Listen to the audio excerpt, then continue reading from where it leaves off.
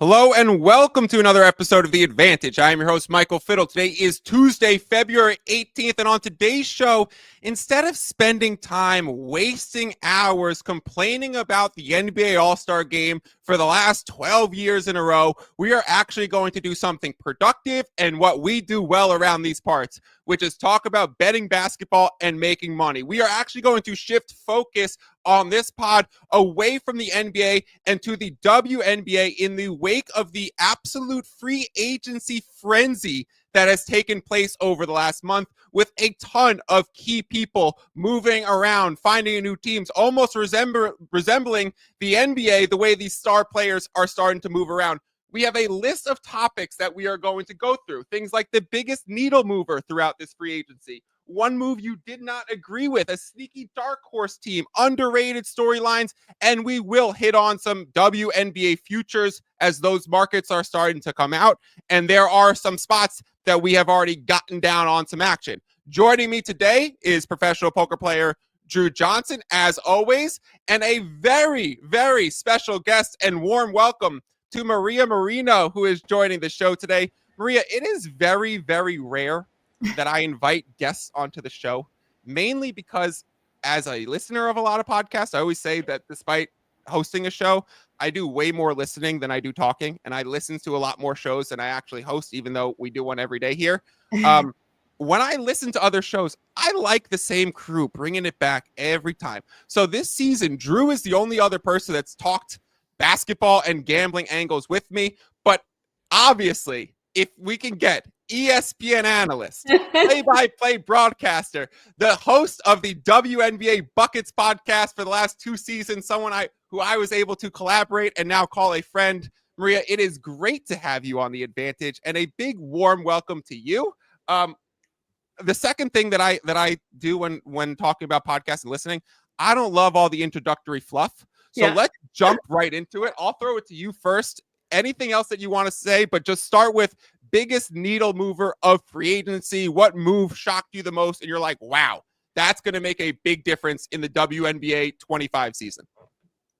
All right. Well, I appreciate that we're not going to do too much fluff. We're going to get right into it. But I do want to just say thank you for having me on and thank you for the kind words. But I think the biggest needle moving free agent signing, which was also one of the more surprising moves for me, DeWanna Bonner to the Fever.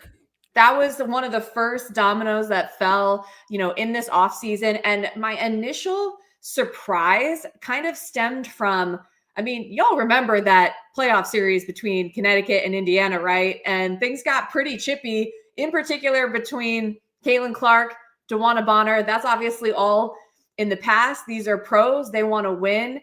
And I think DeWanna is just a really intriguing piece. If you look at the sort of the trend or theme of the Fever offseason, in my opinion, has been adding experience. And DeWanna Bonner has that. She's got a ton of playoff experience.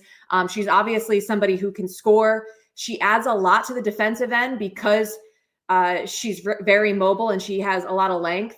So I think that's going to help them a lot. That was the first one. And then, if you really want to throw in just the Fever additions as a whole, they're certainly one of the teams that has overhauled their roster. Drew, I think we both had the same one, so I'll let you take it first. Like, we were going over which ones. We're just like, I think Bonner's a 3-for-3 sweep, future Hall of Famer, absolute lock, like 15-year vet in the league. What is she, like top 5 all-time in scoring in the W? Like, that's the type of veteran presence you need to add to this emerging young core in Indiana. So, Drew, take it away, why you thought Bonner was the biggest needle mover in free agency. Well, the market would agree, right? Because after she was signed, they went from a plus 900 to like a plus 450, plus 500. And we saw, obviously that's not entirely Bonner, but it was Bonner and Howard kind of at the same time, or like very close to the same time. So the other thing is, I just think she's such a good fit for this team as like that Iguodala role, right? That the Warriors had back in their earlier runs. And she's almost like an overqualified Iguodala though, right? Like she can guard 1 through 5. She is going to be able to kind of leg off on those really, really tough defensive assignments on any given night because they have the depth they have, right?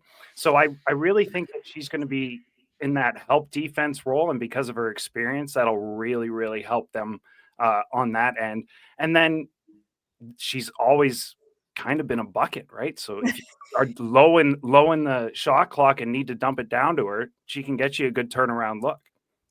She provides shooting, spacing, switchable defense, being able to play different lineups for the Fever. Like they might be able to go small and put her at the 5 without Aaliyah Boston out there and play a lot faster. They re-signed Kelsey Mitchell. They bring in Natasha Howard. They bring in Sophie Cunningham, who's going to probably be coming off the bench from the Phoenix Mercury, who's also just someone who can wait on the wing and catch Caitlin's passes and just knock them down. Like they have loaded up around Caitlin. Drew, you say it's similar to Warriors. I'm looking at the Spurs and being like, listen, this second year Wemby guy is ready to go.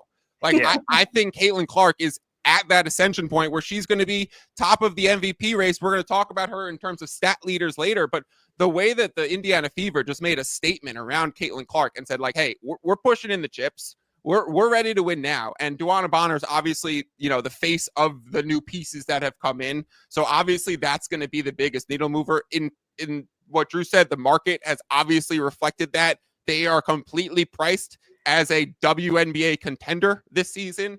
And so we should expect to see them with the likes of Liberty, Aces, Lynx. Like they're in that group now.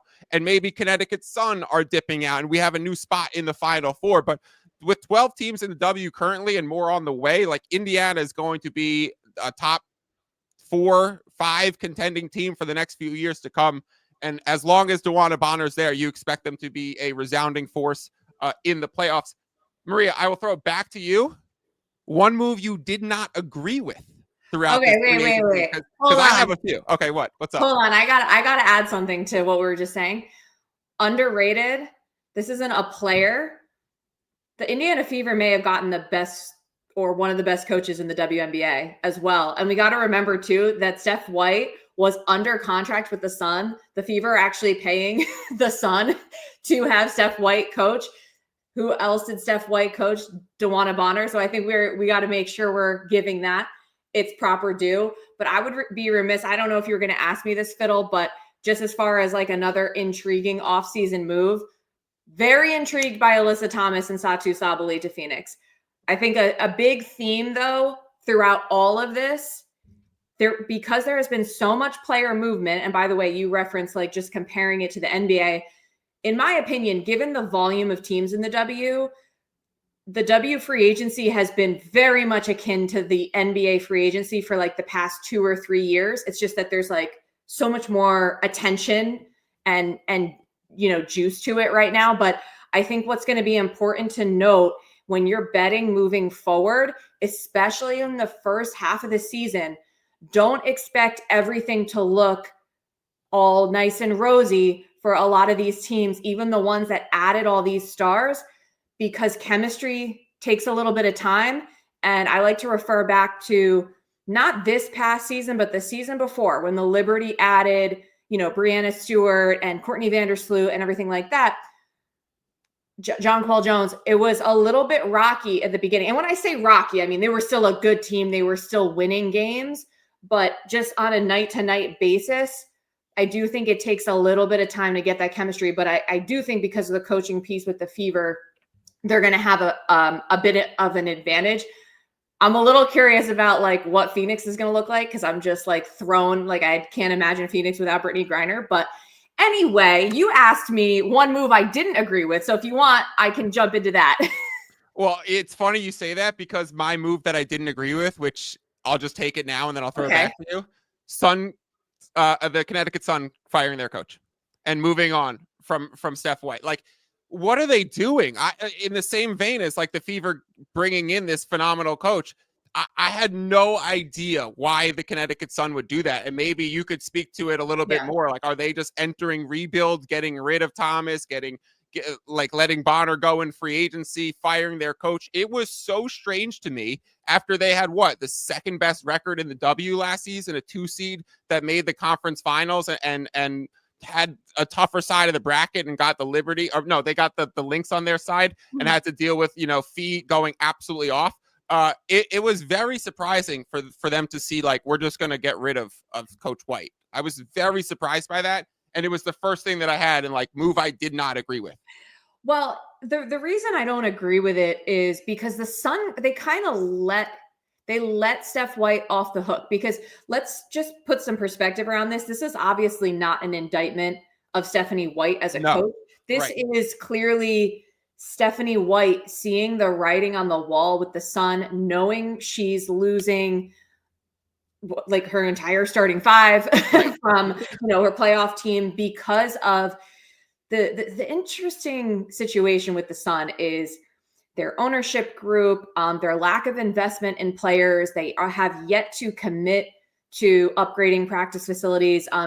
Actually, the Sun president, Jen Rosati, was just quoted in a Sportico article today, which I found very interesting. And she was basically saying, like, we're not like waving the white flag here. Like, we expect to be competitive. But I also think that she was being realistic and knowing that a lot of these players wanted to move on immediately. And in a way, it was kind of like strategic, I think, recognizing, okay, well, Steph White, you don't want to coach here anymore? Well, we'll let the Fever pay us some extra money. We'll bring in somebody else for probably less money.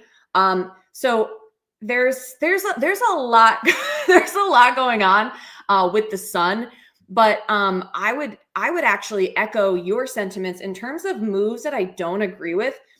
We saw a crazy wave of coach firings after the end of last season, and some of them even more so than the White thing, because, like, again, I can kind of see, you could see how the situation was souring there for so many players that, like, I get why Steph White wanted to move on, and I get why Connecticut was like, all right, how can we get something out of this and just move on and start our rebuild?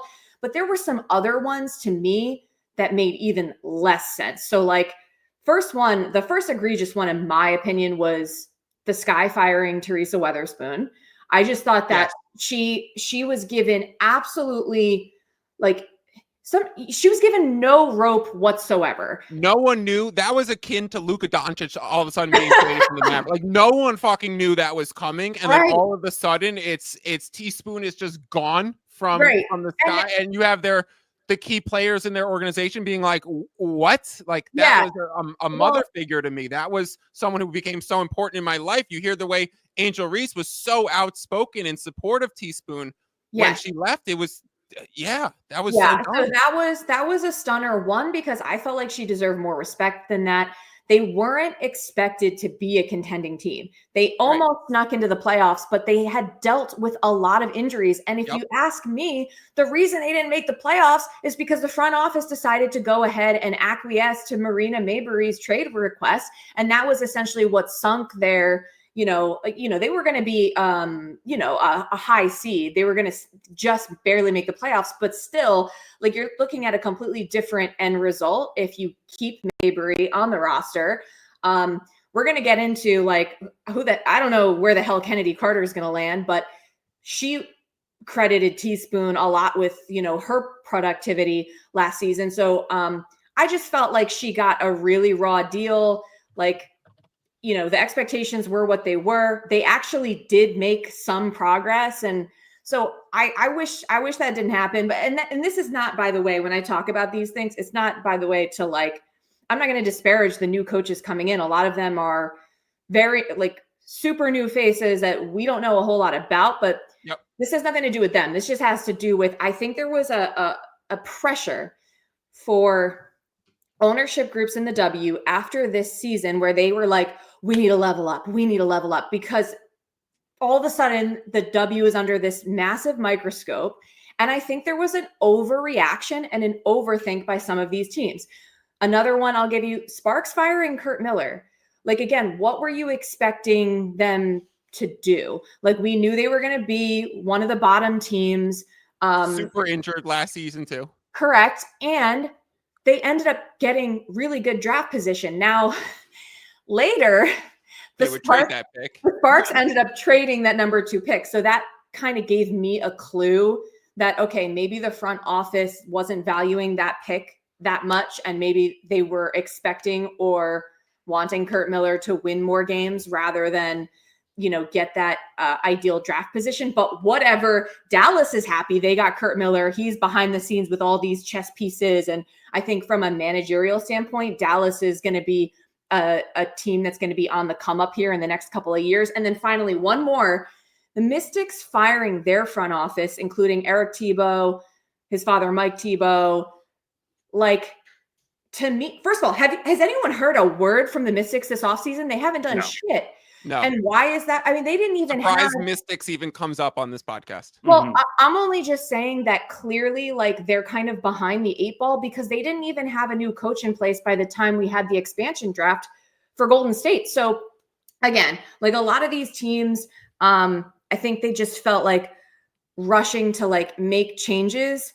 And I don't know that they were like fully well thought out. And I remember there was a report back after this happened about like the Wizards, their front office kind of being involved in helping with the new Mystic stuff. And I'm like, oh, great. That instills a lot of confidence, So yeah, there's just there's a lot of that going on in the W.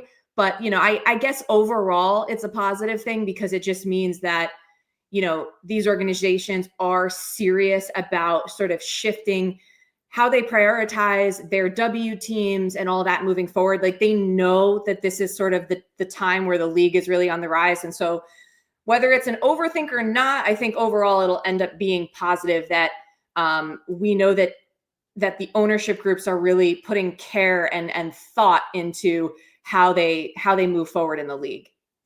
Putting thought, we will see if it ends up becoming successful, because I agree. I was actually so impressed with a lot of the coaching situations last year in the W. Like when we were watching and going through the season, we talk about coaching and basketball philosophy like a lot on this show. Like when we weave in betting stuff, we also are very quick to point out like, hey, realize Joe Mazzulla of the Celtics is being the first guy ever to start fouling when your team is winning by 5, right?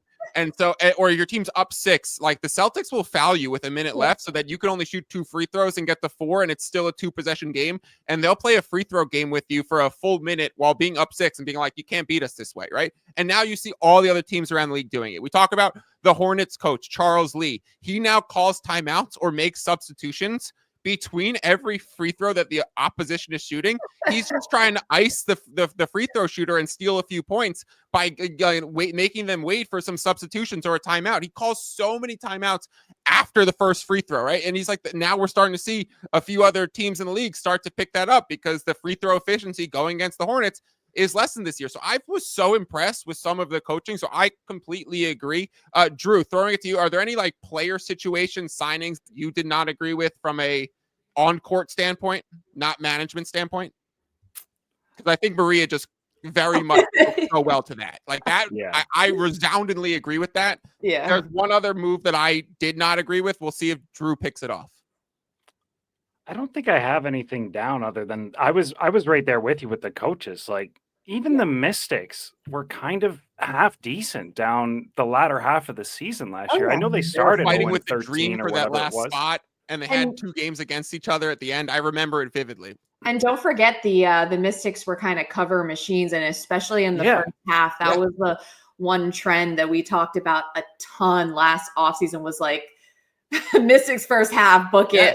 Yeah. And if you're covering spreads, I mean, I know the organizations probably don't know this. It's like something as a full-time gambler, we live and breathe. Like if you're covering spreads consistently, you're overperforming expectations. So like I always note when, some analytics people have some gambling history or come from the gambling world, you see some teams starting to bring on those pieces and you're like, well, they're going to be aware if they're covering spreads. The Mystics were that. And seemingly just move on from it. Drew, anything else to add to Mystics? We kind of cut you off there. No, I just don't really understand. I think we're going to get to the CBA and that kind of stuff, and that might have something to do with what's going on with some of these teams, specifically the Sun, just in that they very clearly dumped any longer-term contracts, all of that kind of stuff, and have loaded up on draft picks a bit. And I'm wondering, and maybe Maria can speak to this, if that's a smart decision going forward with the fact that the CBA is likely to rise as much as it is. Yeah, I mean, I just think that that's a reality that a lot of these teams are having to face and plan for, knowing that, you know, the Players Association has opted out of the current CBA. They have the next year or so to negotiate. Obviously, because the league is signing a brand new media rights deal, they're going to be making 3 or 4 times the revenue from that. And so you expect that the salaries are just going to be higher. And so basically I think the coaches and front offices are reacting to understanding that a lot of these players, they only want 1-year deals because they don't want to get locked into a deal before that salary cap goes up. So, you know, that's kind of like an underlying thing everywhere. And I think there are a few teams that are just trying to stay afloat through that. And then, you know I mentioned it before, but I think it bears repeating, like everybody's trying to level up, and you have a lot of these teams committing to, hey, we get a new practice facility that's in the works. And so the teams that haven't committed to that yet are really standing out in a bad way. And so all of that, there's just a lot of off-court stuff that is bleeding onto the court. Maria, I have a few questions because I sorry to catch you off guard if you don't know the answer to this, but with the new CBA coming and you expect like a higher salary cap because of the revenue that the W is starting to bring in, do you know if they're going to just let it spike in 1 year and just the payroll is just going to wildly increase, or they're going to do like a smoothing process? Because this happened in the NBA a few years ago where they let it spike. And that was the year that the Warriors just all of a sudden had max contract money to sign Kevin Durant. And it completely threw off the competitive balance of the league. And like they were going back and forth whether they should smooth the cap in or just let it spike in 1 year. And the players collective bargaining side, the players union said, no, we want it to spike because we want access to all the money now. In hindsight, it was probably the incorrect decision from just the general health of the league, and it allowed for that Kevin Durant situation. I'm looking at what we're talking about now. I'm like, okay, if the Sun, or for example, or say X team is like taking 1 year deals, loading up on draft picks, like getting ready to have a ton of cap room and draft capital in the next wave of things, this sets up for an opportunity for like one team to just hit the gas one offseason, like, and sign 2 or 3 huge names and then have a plethora of draft picks to kind of continue to supplement that. And you see the way the women's game is growing, and you see the type of players that are starting to come into the game. Like the college players now are better than they've ever been. Like they are incredibly talented, right? Like there are a handful of these college women's basketball players that would be, you know, top, I don't know, 30 in the league pretty quickly. And so like the talent that's coming in is incredibly high level than what seemed to be 10 years ago. You get a ton of more versatile players that are just learning from watching, you know, the Steph Currys and seeing the game grow, and the shooting has gotten so much better. The free throw percentage in the W is higher than the NBA. You people. The 3-point percentage in the W is 1% less than the NBA. So it is very, very high level basketball. I'm wondering if there's like almost some strategy stuff to be like, if we stay quiet in 2025, there's going to be an opportunity to absolutely blitz 26 or 27 when the cap spikes. We could sign 2 or 3 people and have draft capital, and all of a sudden we look like the Oklahoma City Thunder. Yeah, this is a really interesting talking point, and I'm glad you brought it up because I haven't really heard anyone bring that up as far as comparing to the NBA. But you know, I offhand, I obviously don't know exactly what the numbers are going to come out to percentage wise. How much are they realistically going to raise the cap? And I just think it's not going to be, I don't think, comparable to like the NBA during that time period was still sort of light years ahead of where the W is currently, just in terms of like proportional revenue and things of that nature. We have to remember too that the W is expanding. Yep. And so not only are we getting one additional team this year, we're getting 2 more next year, and then likely an additional one by 2028.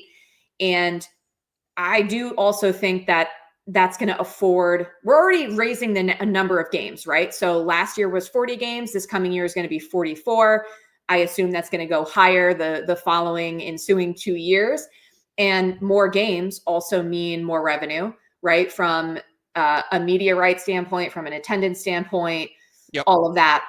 I think that's going to be taken into consideration. But I do think that Kathy Engelbert, the commissioner, and the owners are going to be very careful about not getting ahead of themselves. I think they want to be smart, and they obviously want to capitalize on what's happening. They want to give the players what they deserve, for sure, but they also need to make sure that they're keeping the long-term health of the league and the competitiveness of the league top of mind.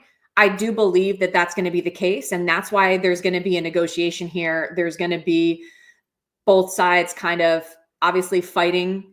I think the league owners are going to want to make sure, hey, let's make sure we can sustain this. I personally think it's going to be sustainable because, I don't think there's any going back to before the Caitlin Clark effect. Right? Like the general awareness is so much higher. Yep. You already talked about not just the level of talent coming out of the college game, but also the level of awareness of these college players. And because you have NIL now, and you're seeing Juju Watkins in the State Farm commercials, and you're seeing Paige Beckers in the Gatorade commercials, it's just going to keep. It's going to keep happening. We're not going to all of a sudden just forget about these, star college players. And because there are more teams and roster spots, we're actually going to get to see more of that talent play out. Whereas before, even some major stars that would play in national championship games or get drafted in the first round, a lot of the time they wouldn't even make rosters because there were so few spots up for grabs. So there are so many signs that are pointing to the long-term sustainability. We saw the massive ratings increases last year. I think it's going to continue this year. But that being said, I don't believe that the W is going to go too far, too fast to a point where it messes with the competitiveness. I actually think we're still in that sort of beautiful, it's like the early period where everything is so new, shiny and new. Honeymoon phase. Yeah, 100%. I think there's a lot of things that have gotten stale on the NBA side that, whereas hence why we're not talking about fucking yeah. Whereas on the W side, it just seems like everything's up. So I'm not too worried about that. I'm honestly just more excited that there's going to be less about the narrative of, oh, it's embarrassing, how little the W players get paid, or the amount of money that the league is losing, because it's once we get this new media rights deal, a lot of that is going to be behind us, and we can just focus on hey, we finally got to a point where players are getting paid more fairly. There are TV viewers, all those. I'm just excited for a lot of those negative talking points to just finally go away.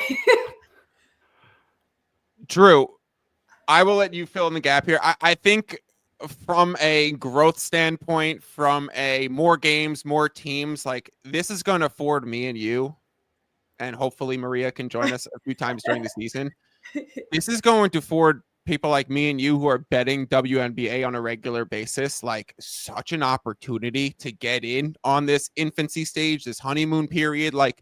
We are going to learn which teams prioritize rest as games increase and teams increase. There's going to be bigger travel spots. There's going to be more back-to-backs. There's going to be all these caveats that we have learned to just dominate the NBA market with and apply them to W. There is going to be unreal betting opportunities in the W. And I know I speak about this often, but I think it's the most important point when it comes to how we operate here on the show and the way that we approach the gambling space. The WNBA market is more efficient over the last 4 years than the NBA market, which means if you are gaining closing line value on your tickets, if you are betting over 158 and the line closes at 161, you have a higher chance of winning that bet in the W sense, being 3 points ahead of the market, than the NBA sense. It has proven that the moves are sharper and they are more driven by bettors with specific models, and the people that are betting into these smaller WNBA markets are sharper experts, and therefore the line moves are more efficient. So if you're studying the line moves and you're getting yourself in a good position relative to the market, like, we're gonna dominate. It's going to be so much fun. I can't freaking wait. We were already clearing a ridiculous ROI, and I'll say this: like, the ROI is going to be higher betting the WNBA than it is the NBA. The total sum that we are likely going to return is still going to be less, because the markets are smaller. The amount of games that you bet into, you have 30 teams and 82 games versus currently 12 teams and 44 games, right? So there's not as many opportunities, but the ROI in when you do put down money is going to be higher. Let's get back to a little bit of the player stuff, Drew. Sneaky dark horse team as we move on to our third topic, because I think a lot of what we're talking about is going to be weaved back in here. Who you got for sneaky dark horse team this year? This is Maria already mentioned them too. The Mercury, I think, could surprise us. I think some of the moves they made, I know not having Brittany Griner is going to be tough, but they do have Sabally and Thomas coming in, right? And then I just think that they're going to be better than people think, certainly in the regular season. I could see their odds coming down for the championship quite a ways as we move forward, and as some of those bottom feeders of the league sort of move into that sort of phase of their season. And I just think they could be surprising. They also have some moves they could make throughout the year where they could shore up weaknesses and whatnot. I just look for them to be the dark horse going forward. I was on Indy, obviously. Now the whole world's on Indy. Yeah, exactly. They're no longer a dark horse. They're like, should be considered damn near front runner. Yeah, like I picked up their ticket at plus 1,000, and now they're plus 450. So I'm pretty happy with that one right now. In fact, we know Ian in the Philippines still has a plus 1,000 waiting where he is, and we're like, excuse me, Ian, bet it again, bet it again. Please. I'll send you money, Ian. Yep. Listen, Maria talked about which teams are investing in their practice facilities. Like, the Mercury with Ishbia are like the team that has gone all in that regard, right? And so we don't know if Taurasi's Maria, would you say Taurasi, it's too late for Taurasi to just drop a retirement bomb on us, right? She's coming back. LeBron of the W, is she back? I just don't know. With her. I think she is just keeping this so like close. Wouldn't she have done it already though? I just don't know. I agree with you. I think that if she's waited this long, it's more likely that she's having trouble walking away. Right. I really don't know with her. I just don't. I think that she's just very like doing her thing and really not concerned with the outside world and their perception at all. So yeah, it would be nice. It would be nice to know. I'm under the assumption that when Drew mentions her as a dark horse team, I'm under the assumption that she's coming back and she's looking at. Listen, Griner was not really that good last season. Like, I'm going to be straight up. Like, her defense has completely slipped. Like, she just gets beat. That's tough. And the way that the pace has increased in the W so much, the Mercury defense was terrible last year, and I think like bringing in Alyssa Thomas changes that. And you bring in Satu. I think DT is looking at this team like best practice facility, best like arrangements for players in the league, and 2 MVP candidates have just joined the squad, right? So like, this might be her final run. I do expect her to play, and that'll come back into some of the futures bets that we put in. I'm going to go LA Sparks as my dark horse team. Ooh. And I think returning Cameron Brink, bringing in Kelsey Plum, already having Hamby there who took off at the end of like Hamby's an absolute beast. I'm looking at the Sparks, Maria, and I'm like, I think bringing in Kelsey Plum is so integral to this team, and I think they're pushing forward in trading the number 2 pick and saying, okay, maybe we don't get Ozzy Fudd or a chance. I mean, Paige is going number 1, so not a chance. Fudd, right. So it's like they're saying we want to win now. We have Brink in the front court. We have Hamby as a size-up piece on the wing, and now we have Plum in the backcourt. They have like a star everywhere. So you're going to, and Rakia Jackson, Odyssey Sims, you have defensive players, you have people who could create for themselves. Their odds absolutely cut in half when they signed Kelsey Plum. I think Kelsey Plum, absolute dog. Like, she's a sniper. That was the move that I was like getting to. And the move I didn't agree with is like, I didn't like that the Aces guy, I could tell she and Becky Hammon had soured on each other. And it really showed in the playoffs last year. I don't know if you picked up on those body language moments, but I could tell Becky Hammon had gotten fed up with Kelsey Plum, and I just don't think that relationship had been working out. It almost reminds me very much of Jimmy Butler in Miami, and just like they chose coach and culture over talent and player. But like, send that player to California and watch them still be a dog, right? Jimmy's up in with the Warriors, and now Kelsey Plum's with the Sparks. She's going to be very good for that team. Like they should be, if they stay healthy, a top 8 team who can then be dangerous in because they have playmakers from every position that should be able to be dangerous in a playoff series. So I think if they get hot, that could be a team to watch out for. So sneaky dark horse team. Drew's got Mercury. I got the Sparks. Any third team that we're missing, Maria? Well, just a quick response to the Sparks. I think of that 3-team trade that included LA, Las Vegas, and Seattle. Yep. I kind of like what LA got the best out of that. I was anti-Seattle, but go ahead. Talk about the LA side. No, I just like what you said. I think Kelsey Plum, don't forget, she played with Dearica Hamby and was very close with Dearica Hamby before the Hamby drama and, the investigation and leaving the Aces and all that. So they sort of, I think, have that chemistry. I think you're right. Kelsey Plum is a dog. I love Rakia Jackson. Rakia Jackson is the rookie that we weren't talking enough about last year. I mean, she is so smooth. If you've been watching Unrivaled at all, I mean, she is an absolute bucket. Very excited about that. I don't expect Cameron Brink to realistically play or make an impact until closer to the midway point of the season. But despite that, I agree with you that they can get into the playoffs. As far as, I don't know if you would, I'm not going to be foolish enough to call this team a dark horse, but I do want to go back to the Sun because I think a lot of people are writing off the Sun like they're going to be an absolute dumpster fire. They're not going to be competitive. And I just, based on the people that they brought in, again, do I expect them to necessarily make the playoffs? No. But could I see them having like a Mystics type season last year where they give a lot of people trouble? They play a lot of tight games. They cover a lot of games. Considering that Tina Charles is still plays with a lot of pride, is still a very effective big. Natasha Cloud is extremely competitive. She's a great point guard. She's great on defense. They added a few players that I think have chips on their shoulders, like Diamond DeShields, JC Sheldon, and also, as I mentioned, or I'm not sure if I mentioned this actually, Marina Maybury, she reportedly was requesting a trade out of Connecticut.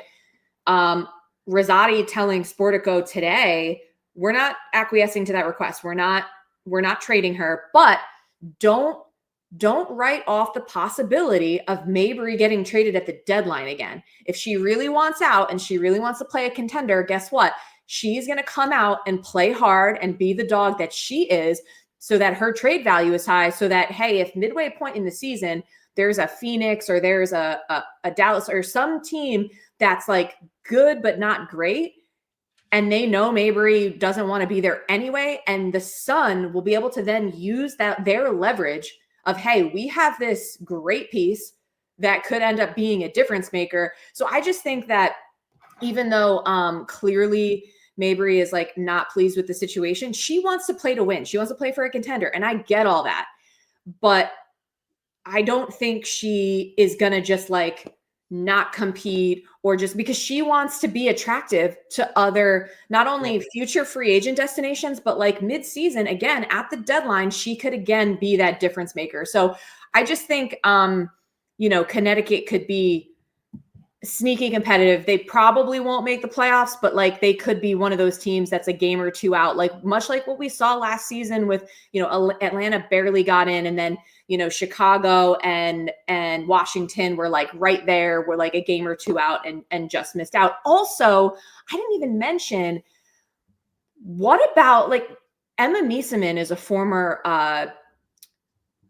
Finals MVP, who played for the current Sun head coach that they just hired, Rashid Mazoun. He was the Belgium women's basketball coach who coached Emma Meesman. Like, does Emma Meesman maybe get lured there? Do they lure some other people? How about a Kennedy Carter? Like we talked about, where is Kennedy Carter going to land? A lot of people are hesitant to sign her maybe because she's had issues with other teams in the past where for whatever reason it hasn't worked out. Like if they sign maybe one more like of these sort of players with like a chip on their shoulder, then I could see a path to them being competitive. Mabry was so good last season when she started playing point guard, right? Mm-hmm. Like the Sun got her and they were like, fuck it, point guard. Like, we're going to use her size to create a mismatch on the perimeter, and we're just going to play huge and have shooting. And she's a little bit of a playmaker. And they bring in Natasha Cloud, right? And so it's like they just got a lot of size on the perimeter. So it's I've been down on the Sun, and rightfully so. Don't get me wrong. Like, I'm not trying to like be, like I said, I don't want to be foolish and make it seem like they're going to be better than they are, but I also don't think they're going to be like, write them in like losing every game and just like a complete disaster. Because I just think the players there have too much pride. Maria, we have 2 comments in the chat comparing NBA players to WNBA players. It's actually something I love doing from a just play style comparison. Kennedy Carter, she the Dylan Brooks of the W. No, she's better. She's way better. Yeah, way better. Way better. She's she's like a Ja Morant. I would say there are some comp things with Dylan Brooks in terms of like, she's obviously like super feisty and like the grit, but she is a far smoother offensive player comparatively. Like when you're, obviously everything's in perspective, her in the W side, him in the NBA side, but no, Kennedy Carter is, she's one of the best scorers in the league. I'm going to just go out and say it. She can, do just about anything on the offensive end. So I think whoever can sort of wrangle Kennedy Carter, kind of like what Teaspoon did last year. Right. If there's another team that can do that, she is a real weapon. Second one, we have Didnt in the chat. He's a captain of the Halliburton Hive. Ooh, and okay. So let's compare some Indiana point guards real quick. Yes. Caitlin Clark versus Tyrese Halliburton. Give me Caitlin Clark as the best point guard in Indiana by a mile. One of them's an actual superstar. One of them's a fake superstar. Stop. First of all, I love Hallie, but that makes one of us. In all seriousness, though, they play very similar styles. Like they do. Just watching the Fever last year, I was like getting Pacers vibes, right? Because he's there courtside so often for those games. Yeah, and they're really good friends. But I mean, Hallie, like he does remind me a lot of Caitlin. I love the chat. Hallie defender. Yes, that's me. No, but like, he can get hot from 3. Obviously, he pushes the pace. He's obviously a great facilitator, as is Caitlin. Very similar vibes. I mean, I think the difference is, and again, it's hard to make direct comparisons because, as you mentioned, only 12 W teams, now going to be 13 as opposed to 30, for the NBA. But like Caitlin was a legitimate MVP candidate last year, But I mean, you're talking about the 2 players that led their respective leagues in assists and run high-powered offenses. So, I mean, I just think it's actually quite cool. This was obviously not necessarily planned. It's just, it's kind of poetic the way it landed where, the Fever landed the number 1 pick and it happens to be Caitlin Clark on the heels of an emerging star in Tyrese Halliburton, who also happens to be just a fast-paced point guard and shooter. Drew, we have 2 more topics to hit. Most underrated storyline and FanDuel Futures market that's come up. I want to get through this in the next 13 minutes and get out of here within an hour. Do you have any underrated storyline that's worth talking about quickly before we get into futures? Just quick, I am more excited for next year's WNBA offseason than I have been excited for any league's offseason in my whole damn life. I went down through every single contract for every single team, and they all end this year. All of them. So whatever happens with this CBA, whatever happens with the free agency next year, it's going to be fun. Well, don't write off this season though, because this season we can't get ahead of ourselves, because I think this season's going to be really, really good. Oh yeah, for sure. I'm just excited for that. Like, yeah. It's good. F5 season, right? It's good because season. again, I think the momentum is going to keep continuing, because each off season, and we're going to have another expansion, multiple expansion teams. Like there's just going to be never ending storylines. But I think something underrated, Fiddle, that people aren't talking enough about, it's because they didn't make a lot of changes because they didn't really need to. And that's the Lynx, and then also the Liberty. I have Liberty, so take Lynx, so then I'll take Liberty. So the Lynx, they basically keep their core together. I already talked about how I do think chemistry is going to be a storyline, especially at the first quarter to half of the season. And basically the Lynx just are running it back. They bring back nearly 90% of their total minutes from last year's squad. They were 30-10 in the regular season, right? They re-signed Natisha Heidemann, I think is important. They had probably the most underrated offseason last year, when they bring in Courtney Williams and, a bunch of other pieces. Like, this team is they're going to be revenge season. You talk about revenge games. This is revenge season for the Lynx. They feel like they got robbed in the finals. They have probably, arguably, I'll say the best player in the league. Like, I'm not going to say without a doubt Nafisa Collier. We know we have Asia Wilson in the league. Yeah, we know we have a couple other, like, Nafisa Collier is poised. I mean, you see what she's doing in Unrivaled. I mean, she is just absolutely, what a boss. Basically, she was like, I'm going to create a league and I'm going to just freaking dominate. And her skills are, okay. So I'm leading all of this into, I'll let you talk Liberty for a second, but like title odds, MVP odds, like I'm very heavily looking at the Lynx. Wow. Okay. See, I thought I was coming from perspective of like, they might have maxed out their potential last season, but they do play such like a game theory optimal basketball, like having McBride, having Bridget Carlson, bringing back Courtney Williams, having Nafisa, even shooting bigs in Alana Smith. Can I ask you a weird question? Yeah. Why does she wear the tape on her ear? Is she covering like a piercing or something? It's just, I saw it once and I was like, is that new? And then it happened the rest of the season. I don't know. Like, is that just not something I understand? I don't know for sure, but usually that does mean that there's a piercing. If you see a player wearing the tape on like the upper part of the ear, or even on the lower part, a lot of times it's just covering piercings. Yeah, thank you. I always wondered that. I needed to ask a female baller what that was. I'm looking at Liberty situation and saying that the way that they've changed around some of the role players this season could have a large impact, because their depth was so important to them last season. Like, obviously they have Sabrina, obviously they have Bree Stewart, obviously they have a former MVP in Jonquel Jones, who's now in farm commercials, and they have the best mascot in the game. Yes. Losing Kayla Thornton, who was so clutch for them and such a good bench presence and such a physical defensive presence, rebounder, like big time shot maker in the playoffs and finals last year. Like, she was humongous in her role. So it'll be interesting to see. I'm interested to see if Leonie Fibish is as successful. Is she going to get even better? Like, she was it's like a 28-year-old rookie last year. Like, she's essentially, am I correct in that? That sounds right. She was like an older rookie. It's like, is she going to do even better in her second? 28, but maybe not that old, but not like a young college kid, right? She's coming from in the international game, I believe. Okay, yeah. So she just turned 25.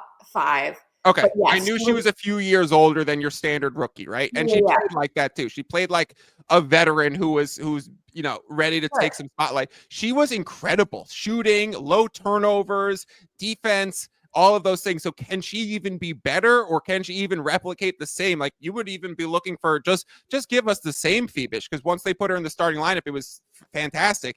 Yeah, and absolutely. I actually think it's addition by subtraction losing Vandersloot. Like, she drove me off a wall last season with some of the passes in some clutch situations. Now, I know she's a veteran. I know she can play some hard defense, but I actually think that one might be like good to bring in other pieces, bring in Kayla Burke, have a different backup point guard. But I'm wondering if Vandersloot's addition by subtraction.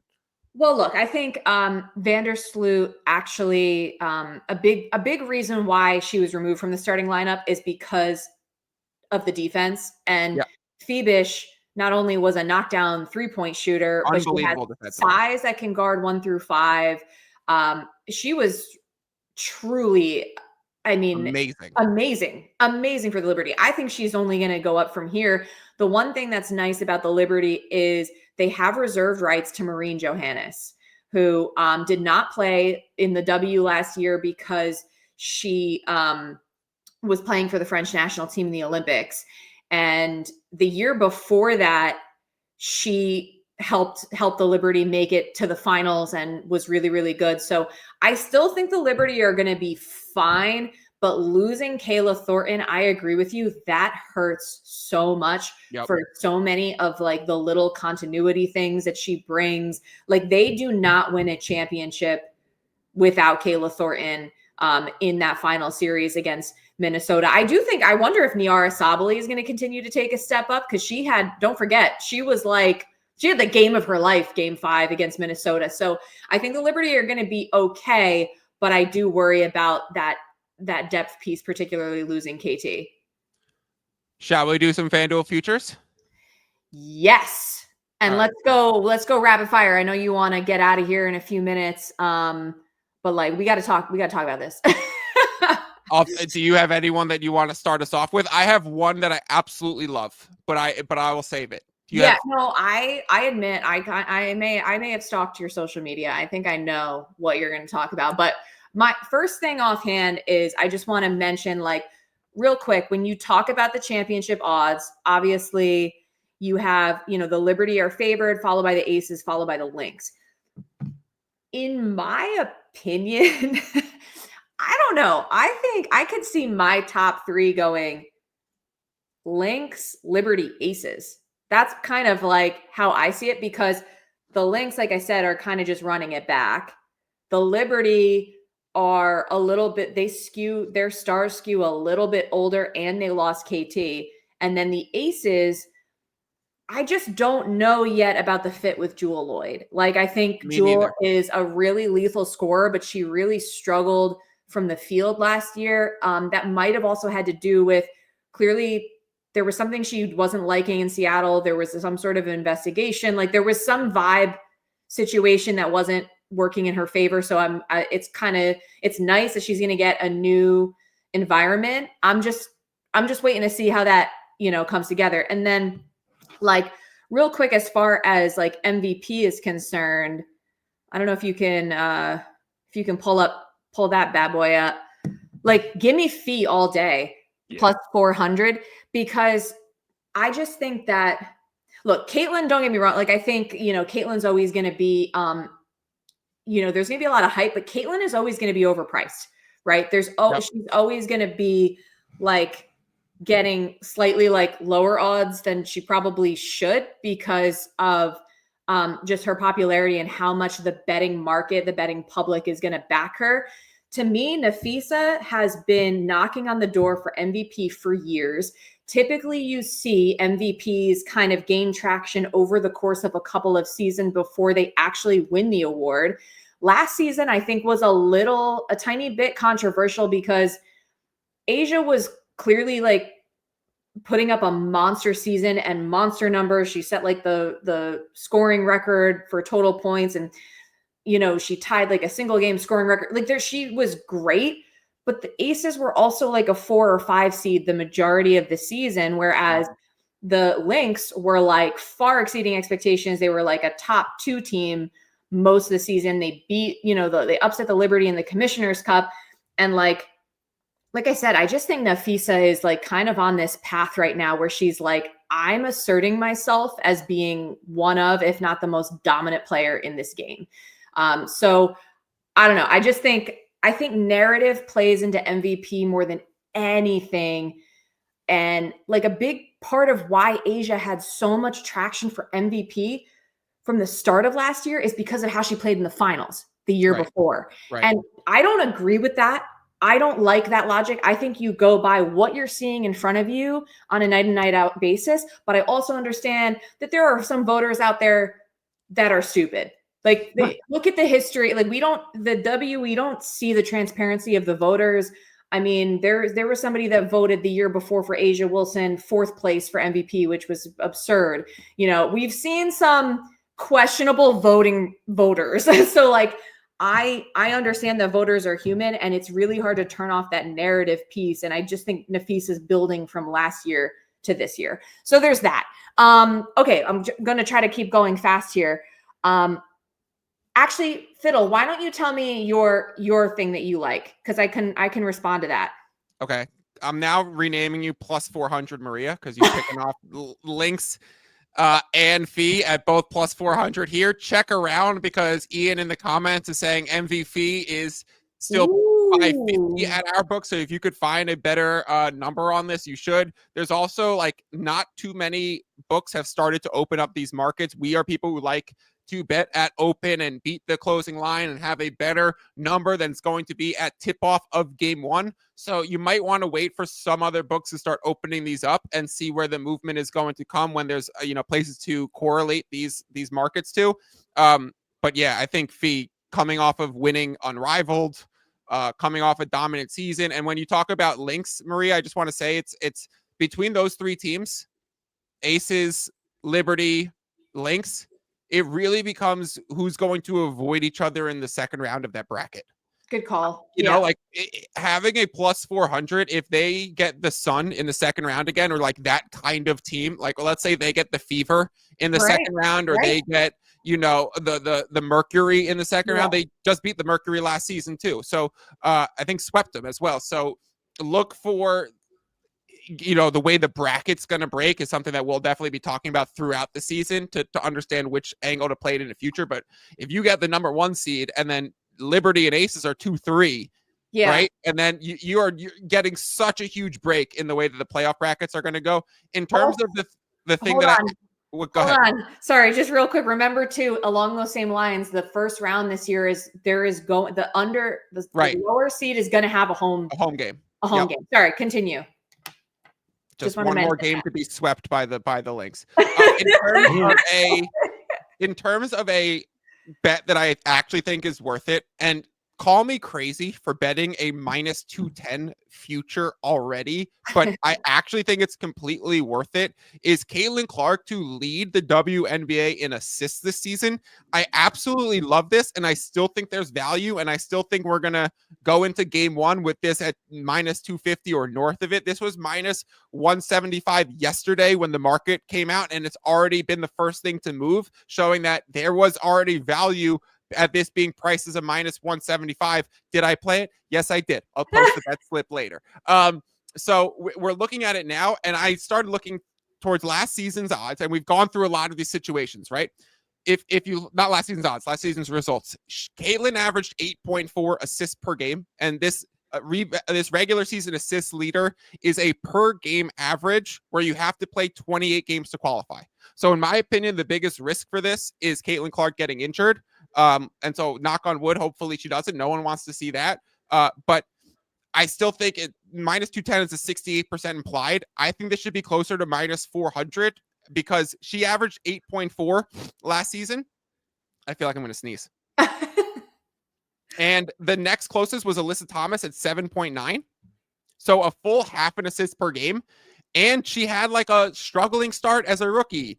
The Fever were not adept to play with her pace. They bring in such better role players. You look at who Caitlin Clark's going to be playing with, and the reason why I'm a little bit scared to play like the Caitlin Clark regular season 3's made leader is because she's now surrounded by Bonner, Kelsey Mitchell, Sophie Cunningham. She has 3 snipers around her and a pick and roll machine with Aaliyah Boston, and should have the highest usage rate on the team, probably highest usage rate in the league, on the team that probably is going to have one of the best offenses and play at the fastest pace, right? So it's akin to Halliburton in NBA in that sense, right? Like they're going to load up on the assists. I think she might go higher than 8.4 this season. And then you look at Alyssa Thomas. We talked about how DT has yet to retire on the Mercury. So if she's playing alongside Taurasi, you know, she's going to be splitting some of the facilitating and ball handling duties. You get Cloud going back to the Sun. Hilarious that FanDuel has not updated the logo next to Cloud. She is not on the Mercury, FanDuel. Get it right. Get it fucking right. How are you going to release odds and have it wrong? Sabrina is playing alongside Bree Stewart, and so she's gonna gobble up 5-6 assists a game. Skylar Diggins, like, she loses a key scorer on her side in Jewel Lloyd, and she's another year older too. Courtney Williams, another year older, probably gonna play a little bit less minutes in all of these situations. So not only do I like Clark and think she improves, I also think everyone on this list is either stagnant or gonna go a little bit the other way. So I compared this to the Steph Curry most threes market for the last 8 years in the NBA. It was always like minus 150 at the start of every season. And I'd be like, yep, sign me up. Curry most threes. He's going to average the most threes as long as he gets to the games played. Going into this season, Maria, it was minus 350 or minus 400 at specific books. So, like, I think if we're looking towards Caitlin Clark next season, like, this is going to be the last season that we could play Clark as the regular season assist leader at any decent price. And I'm crazy to bet a minus 210 future now, but I still think it's worth it. I still think this closes ahead. I still think you're in the front runner race the entire time. And I think this one is, to me, was an absolute no-brainer at minus 175 and is still worth a play at minus 210. Drew, any thoughts on that? Any bets that you would like to add to this? Just that I 100% agree with both takes of Caitlin being the assist leader and not going to be leading the league in threes. I think if you're going to be going after those 3-point markets, I really like, God, it's escaping me. The player who was traded to the Sparks. How am I brain farting this? Kelsey Plum? Yeah. She shot 2.9. She averaged 2.9 threes per game last season, which was 0.1 under Caitlin Clark. Caitlin's going to be shooting less. She's going to be shooting more on the Sparks this year, I think, especially with that inside-out game and the fact that she's the veteran sort of presence other than Hamby in that area, especially on the perimeter. I'm a little – I agree that, like, Kelsey Plum is intriguing. I'm just a little hesitant because I'm trying to figure out what the point guard duties are going to be, who's going to be facilitating, because Kelsey, I think, had a very specific role on the Aces. But I don't want to cut you off if you had more to add, but I have other thoughts as well. That was the only one that stuck out to me because I was looking at Enrique on Dallas, but I don't know with the fact that they're taking the first overall pick. I don't know. She's probably going to end up splitting those ball handling duties, and I think her usage goes down there a smidge, right? Yeah, they lose Datu, right? So Enrique, that's a tough. I was definitely looking at Enrique. Maria, you could speak to it real quick. Yeah. So in regard to threes made, which again, this is the player with the highest threes made per game average. I agree. I'm not looking at Caitlin Clark here as the favorite, just because going along with everything you said, Fiddle, I see her assist numbers only continuing to go up. Although I will mention that Clark's 3-point percentage, I think, is going to go up. I think she was only about 34% last year. Even though she still led how crazy is that? She still led the league in threes made per game. I think she's going to become a better, more efficient shooter. I don't necessarily think she's going to be more of a volume shooter because of the other shooters around her. Enrique is interesting because I think she's always going to get hers. She's just a gunner. If they draft Paige Beckers, Paige is actually phenomenal court vision and phenomenal ball handler that might actually benefit Enrique to play off the ball a little bit. And then, you know what I think is intriguing, and this is obviously not something I'm going to put a ton of money on, but maybe just to have a little fun, Kelsey Mitchell or Kayla McBride are far down the list. But if you look, they're the two players that both had the volume and the efficiency from last year. So if you kind of go at the leaderboard and look at those two sort of metrics, Kelsey, I think, is only going to be even more confident because she has the green light. She can play with pace. She loves to pull those threes in transition. And then Caitlin McBride, I'm a little bit unsure if she is going to maintain her incredible efficiency that she had last year. She was like one of the top percentages from 3 last year. I do wonder if she can maintain that. But again, for like, a flyer, and I'm talking about like a couple of dollars at plus 2,500, it's kind of fun. So that's what I was kind of looking at for threes made. But Fiddle, can I just respond to your logic about Caitlin? Yep. With the assist leader market? I think you could take that same logic perhaps and apply that to Asia Wilson as top point scorer at minus 115. Wow. and or Angel Reese in the rebounding market. Yep. Because and then she's getting at like, I'm seeing like around minus 140 now. I know there was a joke last year about Angel Reese. Get a lot of her rebounds were off her own misses. That's probably that was exaggerated. But that being said, I do think her field goal percentage is going to go up from 2. So I do wonder. I actually think a nice little value, a little bit more of a value in the rebounding might be Asia, who averaged like just shy of 12 rebounds per game last year. She was second in the league last year. So I think I'm intrigued by her in terms of value. In terms of top point scorer, again, I think Caitlin, as being the second odds leader, is still overpriced. I don't see that. And then Nafisa Collier, I just think that Nafisa she's going to score. She's going to get you 20 a game, but it's very different like than the Asia model where like she was just taking over every game. Like Nafisa plays much more in a system. They were much more of a cohesive unit. So I would still lean Asia as far as point scoring. And then for rebounding, I would consider, like, to your point about Caitlin, kind of applying that to Angel, but maybe also Asia to get a little bit more value. I wonder if Asia is going to get more rebounds too, having Jewel there instead of Kelsey Plum. And the fact that you're probably going to have less 3-point long rebound opportunities. Like Jewel Lloyd operates more mid-range to near the basket, and she's less of a shooter. So I wonder if the ball pops off a little longer. I mean, those are really minute things, but I actually think the concept. Did you see the interview with who was Angel Reese having on her podcast and was like, I really want to learn from you. And then that Lisa Leslie? Yeah, and Lisa Leslie was like, it's really your layups that I want to work on. Right. And she was like, okay, we need to get in the gym. Like if Angel Reese fixes that, yeah, the rebounds are going to go down because, yeah, I mean, it gets clipped on social media everywhere incredibly unfairly to her, let me say. Like, incredibly unfairly. Angel Reese is fantastic. She is. But even if she goes down, even if that average goes down by 1, Asia maintains her level, then, you know, there you go. So yeah, I guess that's pretty much, those were some of the things that I was toying with, but I would just caution, you know, when you're doing these futures, like sometimes it's tempting to, you see the value or whatever, it's like off season and it's easy to kind of get like trigger happy. And so I would caution a little bit and just really like pick 1 or 2 that you feel really strongly about. Or you know, there are obviously going to be times throughout the season that are ideal for reevaluating, you know, some of these things, and in particular title odds. So you want to get a good number now, but you also don't want to get too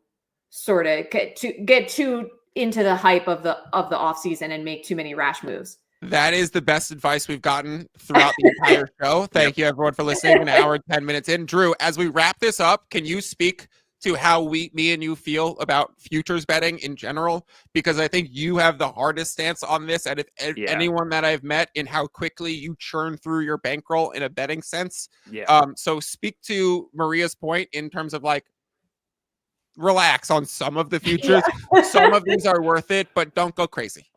I have 2 futures currently. I have the Indy future, which I mentioned earlier, at plus 1,000 for 4 units, I think, because I just knew, like, I got ahead of the Bonner signing on that one, and I just knew that was going to plummet. There was no way it wasn't. Which is why normally I would never go above 1.5 units on a future, especially at this time of year.